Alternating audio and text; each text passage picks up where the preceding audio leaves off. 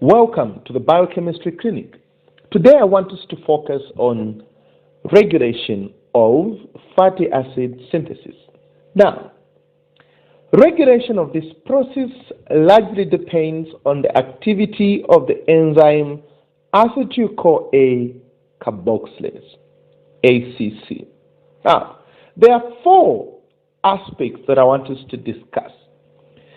These four aspects will help us understand how we control the amount of fatty acid that is produced in your body.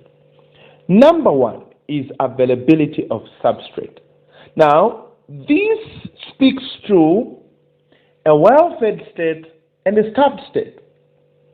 So when you're in a well-fed state, it means you have available substrate. So you have, for instance, you have glucose that can be converted to pyruvate and later converted to acetyl-CoA.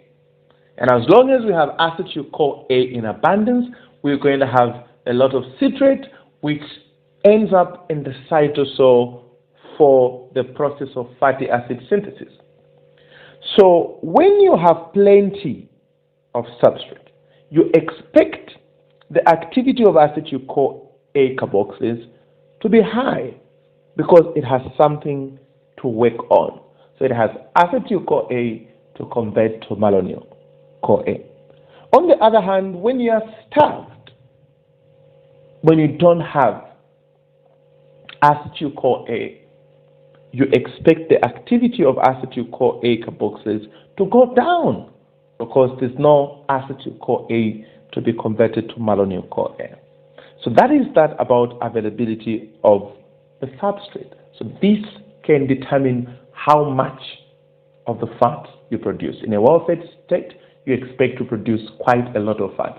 But in a starved state, you do not expect to produce fats because the body is actually in need of the fats to be broken down in order to produce energy. Now, number two is allosteric regulation. What do we mean? So here, the allosteric regulator is actually citrate. So what I want you to know about this aspect is that when you have a lot of citrate being produced in the mitochondria, this citrate that is produced in the mitochondria becomes an allosteric activator of the enzyme acetyl-CoA carboxylase. Therefore, the more citrate that you have, the more active the acetyl-CoA carboxylase enzyme would be, and hence you expect a lot of fatty acids to be produced in the end. Thirdly, we have covalent modification, and this has to do with phosphorylation. So acetyl-CoA carboxylase can be phosphorylated or dephosphorylated. Now, your role is to understand in which form is acetyl-CoA carboxylase active. Is it the phosphorylated form or the dephosphorylated form? Now, as you're thinking about that, I want to give you a clue. So, phosphorylation of acetyl-CoA carboxylase is achieved by the hormone glucagon. So, glucagon helps in phosphorylating acetyl-CoA carboxylase.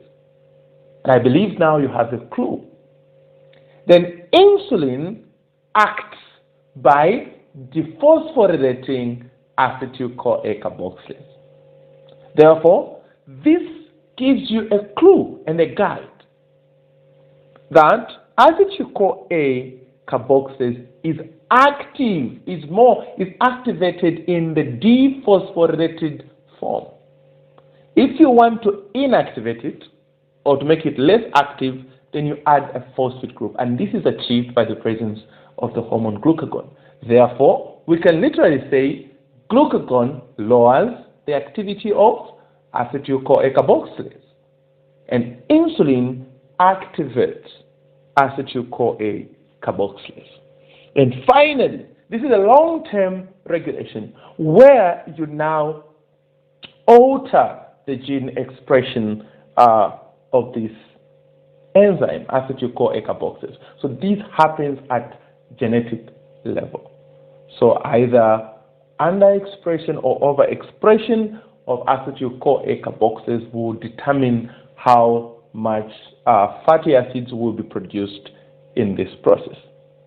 A few other things that I want you to remember: this enzyme, acetyl-CoA carboxylase, which is the control enzyme, requires carbon dioxide, biotin, and energy from ATP to ensure that your acetyl-CoA is converted to malonyl-CoA, which helps in fatty acid elongation, thereby producing your 16-carbon fatty acid known as palmitic acid.